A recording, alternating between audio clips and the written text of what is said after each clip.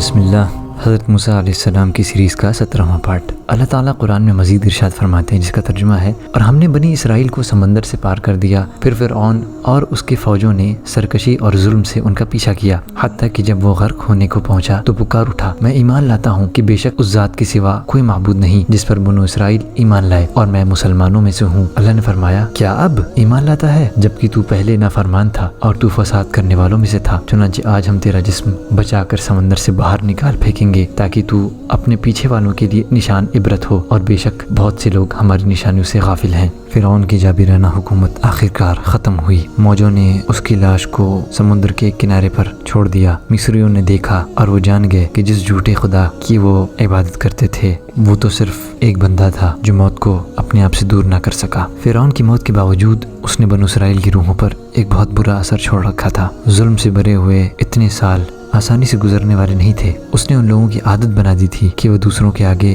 اپنے آپ کو سپرد کریں اور اللہ کے علاوہ کسی دوسرے کے آگے اپنے سروں کو جھکائیں۔ اس نے ان کی روحوں کو اتنا دبا دیا تھا اور ان کی فطرت کو اتنا بگاڑ دیا تھا کہ جہالت کے مارے وہ موسیٰ علیہ السلام کو پریشان کرنے لگے۔ سمندر کا 2 ٹکڑا ہو جانا یہ ایک معجزہ تھا جو ان کے دماغ میں ابھی بھی باقی تھا۔ ان کے پیر ابھی بھی ریت سے لگے ہوئے تھے، اور اسی دوران وہ کچھ لوگوں کے آگے سے گزرے جو بتوں کی پوجا کر رہے تھے۔ بجائے اس کے کہ وہ مورتی پوجا کرنے والوں کو دھتکارتے اور وہ اللہ کی حمد بیان کرتے کہ اللہ نے انہیں ہدایت دی، وہ موسیٰ علیہ السلام کے پاس گئے اور ان سے کہا کہ ان کے لیے بھی ایک خدا بنا دیں عبادت کے لیے جیسا کہ ان لوگوں کے پاس ہے۔ وہ انہی لوگوں کی طرح بتوں کی پوجا کرنا چاہتے تھے۔ فرعون کے زمانے میں جس بت پرستی میں وہ جی رہے تھے اسے وہ بہت یاد کرنے لگے۔ قرآن میں اللہ تعالیٰ ذکر فرماتے ہیں، جس کا ترجمہ ہے، اور جب ہم نے بنی اسرائیل کو سمندر کے پار اتار دیا تو ان کا ایسے لوگوں پر گزر ہوا جو اپنے بتوں کی عبادت میں لگے ہوئے تھے۔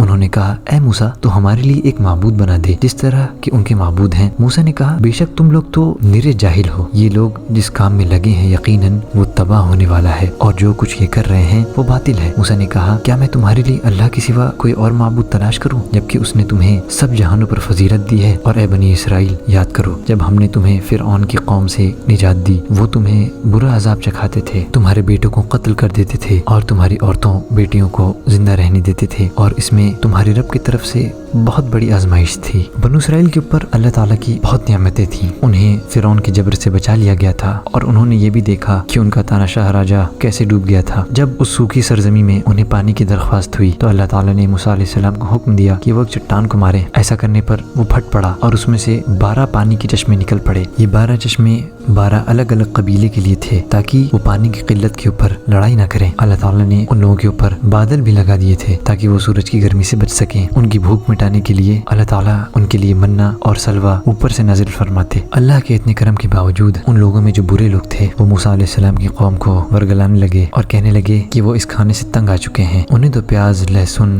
دال وغیرہ چاہیے جو اصل میں مصریوں کے کھانے تھے۔ اسی لیے بنو اسرائیل نے موسیٰ علیہ السلام سے کہا کہ وہ اللہ تعالیٰ سے دعا کریں کہ زمین سے ایسی چیزیں نکلیں۔ موسیٰ علیہ السلام نے انہیں پھر سمجھایا کہ وہ اپنے اوپر ظلم کر رہے ہیں اور وہ پھر اسی زندگی کی طرف لوٹنا چاہتے ہیں جو مصر میں وہ جی رہے تھے۔ انہوں نے یہ بھی بتایا کہ وہ لوگ اتنے بہترین کھانے کی ناشکری کر رہے ہیں، ان لوگوں کو اچھی چیز کی بجائے بری چیز زیادہ پسند تھی۔ اللہ سبحانہ و تعالی نے سورۃ البقرہ میں فرمایا، جس کا ترجمہ ہے، اور جب موسیٰ نے اپنی قوم کے لیے پانی مانگا تو ہم نے کہا، اپنی لاٹھی پتھر پر مار، چنانچہ اس پتھر سے بہہ نکلے 12 چشمے۔ ہر قبیلے نے اپنا اپنا گھاٹ پہچان لیا۔ ہم نے کہا، کھاؤ اور پیو اللہ کے رزق سے، اور تم زمین میں فساد کرتے ہوئے نہ پھرو۔ اور جب تم نے کہا، اے موسیٰ ہم ایک ہی کھانے پر ہرگز صبر نہیں کر سکتے، لہٰذا ہمارے لیے اپنے رب سے دعا مانگ کہ وہ ہمارے لیے وہ چیزیں نکال دیں جو زمین اگاتی ہے، یعنی اس کی ترکاری، ککڑی، گندم، مسور اور پیاز۔ موسیٰ نے کہا، کیا تم کمتر چیز لینا چاہتے ہو بدلے اس چیز کے جو بہتر ہے؟ اترو کسی شہر میں تو بے شک وہاں تمہارے لیے وہی کچھ ہے جس کا تم نے سوال کیا۔ اور ان پر ذلت اور محتاجی مسلط کر دی گئی اور وہ اللہ کے غضب کے ساتھ لوٹے۔ یہ اس لیے ہوا کہ بے شک وہ اللہ کی آیتوں کا انکار کرتے تھے اور قتل کرتے تھے نبیوں کو ناحق، یہ اس سبب سے کہ انہوں نے نافرمانی کی اور وہ حد سے بڑھ جانے والے تھے۔